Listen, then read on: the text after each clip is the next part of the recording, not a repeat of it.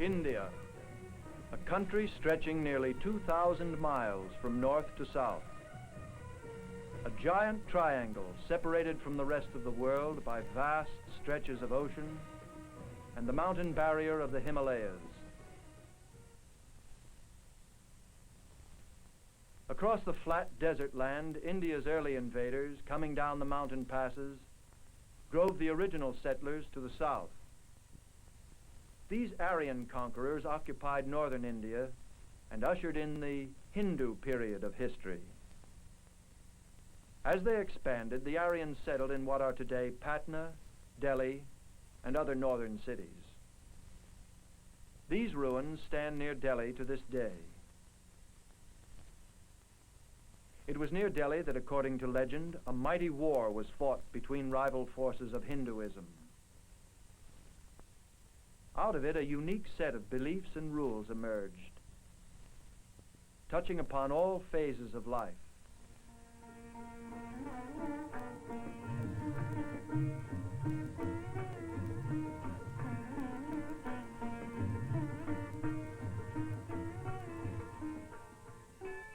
These sculptures are ornaments only, not images of the religion's founder. Hinduism has no one founder, no one set of doctrines. A Hindu may choose his own personal god or an incarnation of it in human or animal form. Many animals are sacred in the Hindu religion because of association with gods. One god whom Hindus honor is Hanuman, a monkey who befriended Rama. Rama was an incarnation of Vishnu, born on earth as a great hero. The descendants of Hanuman are sacred. They are fed and protected in temples. Hinduism teaches discipline and self-denial. These holy men practice discipline and self-denial. The Hindu believes that life on earth is temporary and is preceded and followed by an indefinite series of lives. Only full knowledge can bring release from this cycle of rebirth and lead to unending bliss. To achieve it, many Hindus believe that the body must be disciplined. Some use pain and self-torture for this purpose. Staring into the blinding sun, sitting for hours and for days in a difficult posture, standing, kneeling, perching in tortuous positions, praying night and day, repeating the name of God over and over. Such are some of the methods of discipline used by the Hindu holy men who concentrate in holy meditation.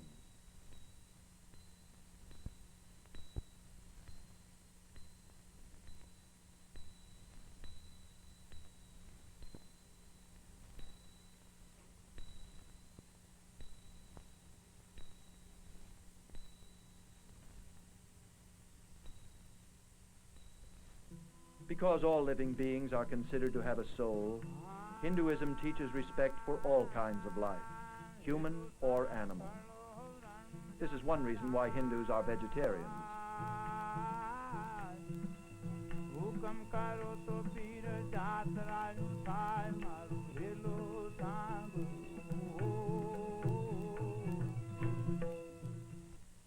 Throughout India, imposing temples stand witness to the deep religious feeling of the Hindu. To Hindus seeking religious knowledge, individual well-being and possessions are unimportant. And so a great part of the Hindu creative genius has turned to religion. Each of the many forms of the Supreme Being to whom all Hindus pray has its temples and its worshippers. Brahma, Vishnu, Shiva, and the numerous forms and incarnations of these gods are rendered in stone.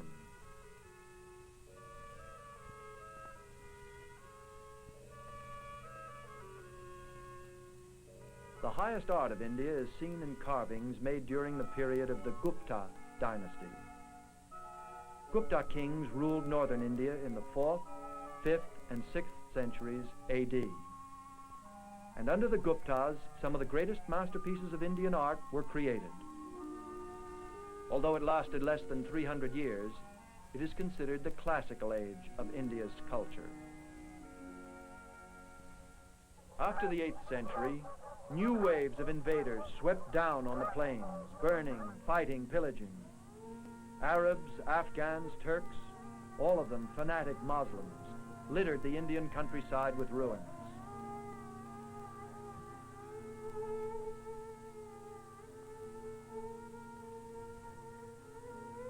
Among the wreckage stands this wrought iron column of one of the Gupta kings as a reminder of the short glory of this proud Hindu dynasty.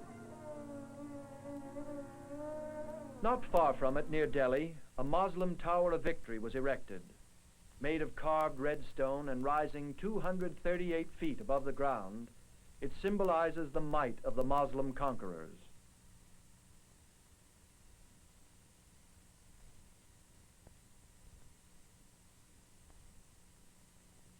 But they too gave way to a new invader, the Mughal descendants of Timur and Genghis Khan.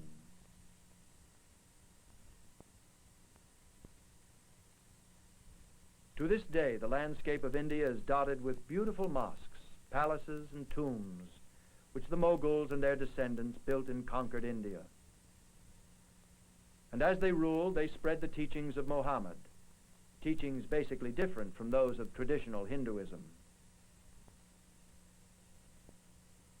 The simplicity of the Mughal architecture stands in vivid contrast to the ornate designs of the Hindu temples, a contrast as deep as the division between the Hindu and the Muslim religions.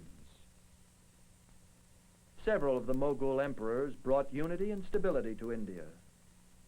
Some were tolerant of their Hindu subjects. Others spread their religion by sword and compulsion. One among the great Mughal rulers was Shah Jahan, who had the famous Taj Mahal built in memory of his queen. His reign was also a period of great literary and artistic activity. After him, the Mughal Empire gradually weakened. Shahs came and went, but their monuments survived.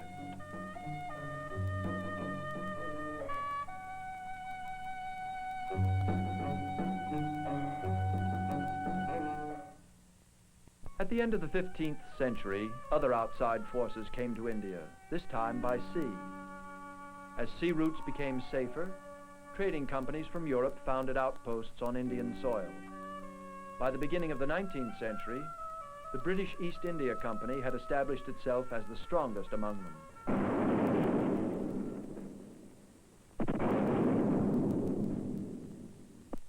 Supporting local wars and power disputes of Hindu and Muslim princes, the East India Company gradually spread its dominion over the vast Indian territory. Selfish and often inefficient, the company rule led to mutinies and civil strife. In 1858, Queen Victoria proclaimed the transfer of sovereignty from the East India Company to the British Crown.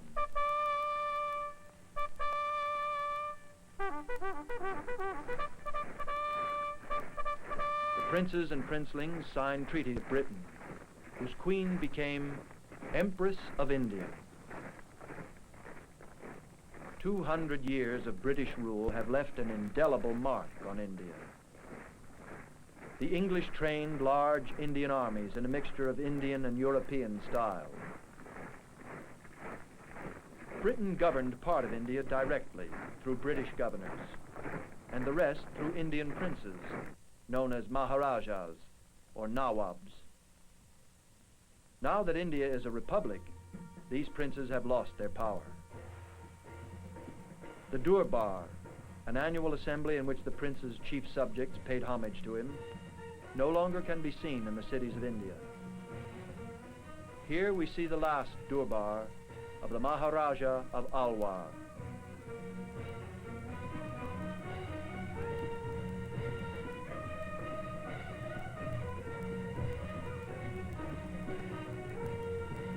princes, many of whom were descendants of kings and princes of earlier dynasties, ruled under British protection guaranteed by treaty. Their power and position depended entirely on the British. Indian princes gave allegiance to the British crown just as their own noble subjects gave allegiance to them. Now all this splendor and pageantry are gone, and the Indian durbars are fading into legend. The English love of spacious plazas and gardens can be seen in New Delhi, for years the home of the British government in India, now the capital of the Republic. Large parts of many Indian cities were developed by the British as residential and administrative areas for their military forces and civil servants.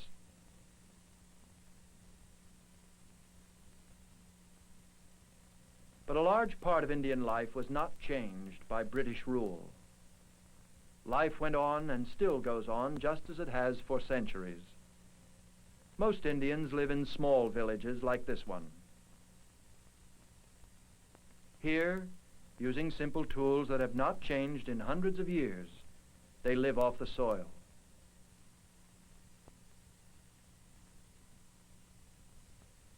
The well is the center of village life. In a land as hot and dry as India, an abundant supply of water is vital.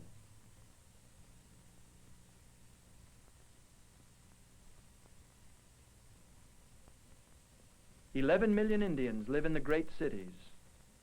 Over 345 million Indians live in small villages, which as yet have little contact with the outside world." The great Indian leader, Mahatma Gandhi, encouraged the use of the spinning wheel in the small villages of India. Spinning cloth, he believed, would keep farmers busy when there was no work to do in the fields. Gandhi also saw spinning as a symbol of India's independence from foreign domination. The spinning wheel was only part of Gandhi's plans for Indian freedom. He believed that independence had to be achieved through ahimsa, an Indian word meaning non-violence. He taught resistance to Britain by non-violent means.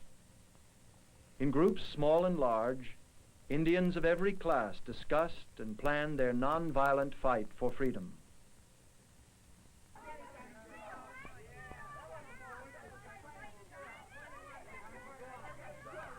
In August 1947, India received its independence from Britain. Almost overnight, India emerged as an important Asiatic power. As Muslim and Hindu were divided in Indian life, so India was divided into two nations, India and Pakistan.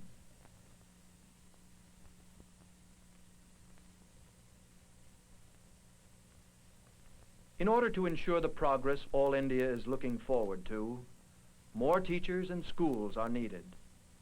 Universities all over India are filled with eager young students, anxious to improve the lot of the millions of their fellow citizens who can neither read nor write.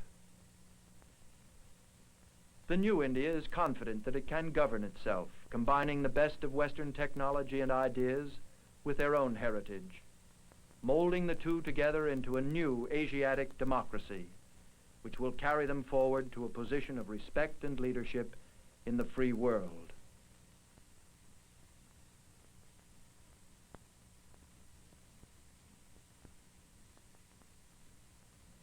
Women long kept in the home are now taking an active part in the political life of their country.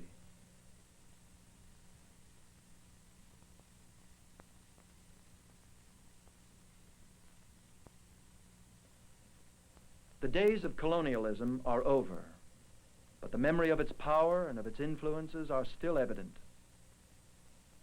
The contrast of West and East is clearly visible in the streets of New Delhi. Kipling said, "East is East and West is West, and never the twain shall meet." These words, like an echo from the past, no longer ring true. The India of Kipling is dead.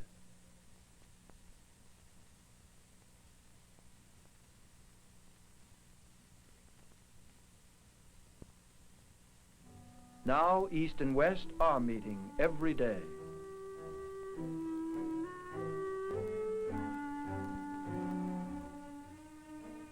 India has taken its place as a leader of the Asiatic nations. As yet uncommitted to East or West, India already has great influence among all the Asiatic peoples. Built on one of the oldest civilizations on earth, India carries with it a promise of greatness for its future.